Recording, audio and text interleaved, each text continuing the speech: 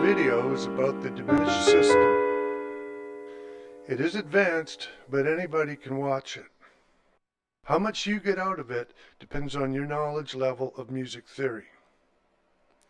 If you need to prepare for this video, brush up on the dominant seventh chords and altered dominant seventh chords. You might also want to review the diminished scales and the full diminished seventh chords. So to start with, we have three chords. They are full diminished seventh chords. If we combine two chords, we get a scale. Play this scale over dominant seven chords, altered dominant seven chords, specifically the dominant seven flat nine chords. In this video, we will focus on the dominant seven flat nine chord as the primary model. For now, look at these chords. The diminished seventh chord is an entity unto itself. There are only three. Any of the four chord tones can be used as the root.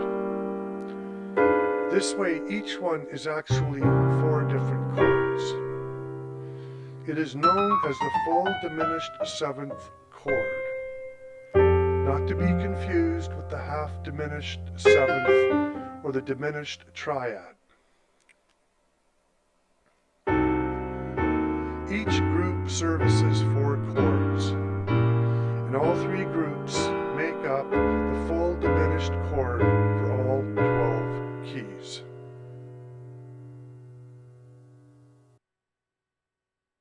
The chords are built using tritones, two each. The three chords sound the same, but are just displaced in pitch. It's a distinct horror movie sound. The configurations shown here are inversions meant to look familiar, grips, so to speak. Any inversion can work with any root. Voicings can be varied, more open and closed. If you aren't familiar with these, try different voicings. And try using them as tritone subs or dominant subs in 2-5-1s. But we're getting ahead of ourselves. When a note marked red is used as the root for the chord marked blue, you get a dominant seventh flat nine chord. This is a 5-note chord, an extended chord.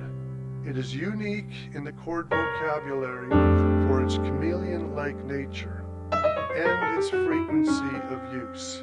It's used a lot. There are 12 dominant seventh chords, one for each key, C through B. It is the fifth degree of the scale, also known as the 5-chord in 2-5-1s.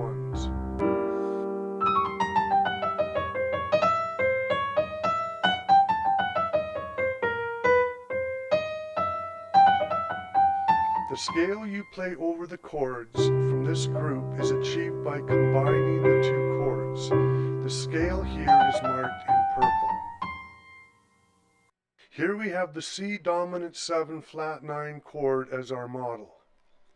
A 5-note chord extended thus by its ninth, the D, altered by flattening the D. Okay, so it's extended by adding the ninth and altered by flattening it. The blue marked keys make up the E is third, the G is fifth, the B flat is flat 7, and the C sharp as the flat 9. This, of course, can be played in the left hand as a rootless voicing if you have a bass player. Seen here with G on the bottom, C7 flat 9. For the E flat dominant 7 flat 9 chord, G is the third, B flat is the fifth, C sharp is the 7th, and E is the flat 9th. I'm dropping the dominant term for brevity. Dominant chords are usually just referred to as 7s.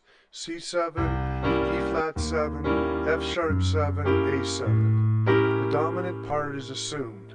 I'm also going to drop some of the previous steps to keep from making too much unnecessary repetition, or else this video would be 3 hours long. Here's the F sharp 7 flat 9. 3, 5, 7, and flat 9. And the A7 flat 9. Okay, so here are the chords and the first scale in purple. Now using the previous blue marked keys as the roots and the yellow as the chord, we have a new dominant 7 flat 9 group, and the second scale is in green. Using roots G, B flat, C sharp, and E in blue, and chord tones D, F, A flat, and B in yellow.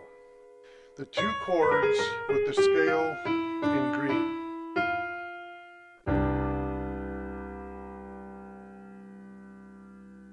Now the roots are in yellow and the chord is red. Roots D, F, A flat, and B. The last dominant 7 flat 9 chord and the third scale in orange. Here are the three scales, the diminished scales, the 3 diminished scales. Using this method, you can see that the scale is played as a half whole, not to be confused with other patterns. This is important. This way you always start the scale half whole. These scales are played as modes, one for each root, to suit the chord. As experienced players, you might find this oversimplifying, but as a beginner, this is a complex and powerful system that gets less intimidating with time and experience. Practicing these scales, you'll find all 3 fit well under the hand and may well become favorites. There are nooks and crannies for approaches galore and infinite possibilities for patterns.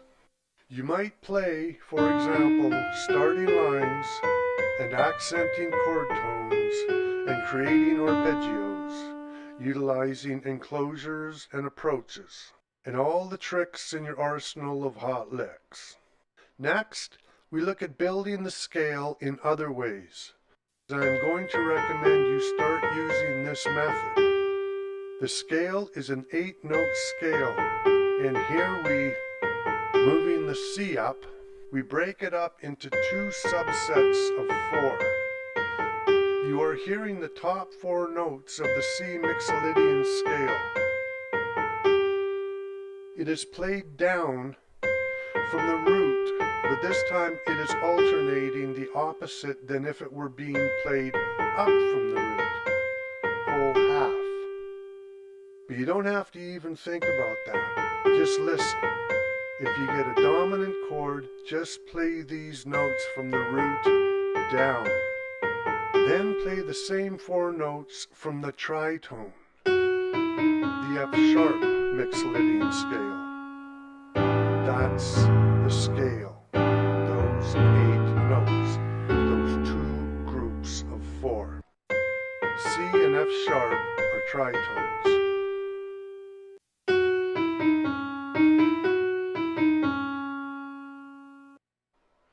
Now the A, and now the E flat. A and E flat are tritones. The chords and scales are built with tritones. Now I'm showing the roots in purple to emphasize that they are the tonal centers when they are the root.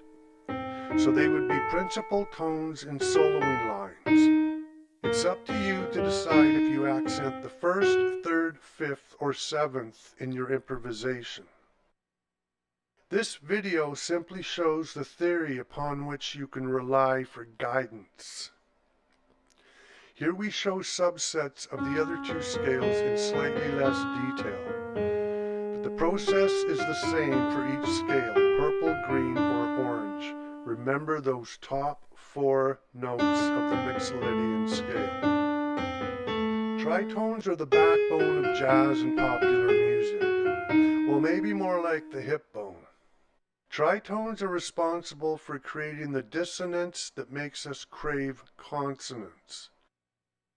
They do this by placing themselves as far away from each other as possible, like 3 tones or 6 semitones or half an octave.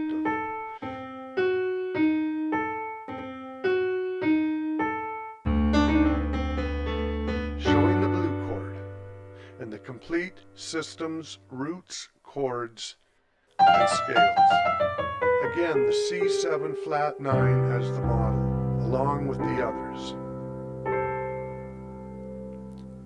Now I want to give you an example of another dominant, the sharp 9. The other altered 7 chords in no way behave like the dominant 7 flat 9 system I've just shown here. But the diminished scale can still be played over the dominant 7 sharp 9. And it can also be played over the dominant 7 sharp 11. But not over the flat 13. Anyway, we're sticking with the flat 9th here. Not to digress too much, but I would be remiss for not mentioning these others. But I will leave the entirety of altered 7ths and the other scales, namely the altered scale, also known as the diminished whole tone scale, and the Lydian dominant, and the whole tone scale, and the like, to future videos. You can watch this video over and over again. Rewind, stop, study the charts, screenshot them, file them away. You might be able to watch it once before putting it into practice. But the real learning doesn't happen staring into a screen. It happens by playing. That's when the theory goes from memory, using guidelines and mnemonics like all cows eat grass, to solid knowledge.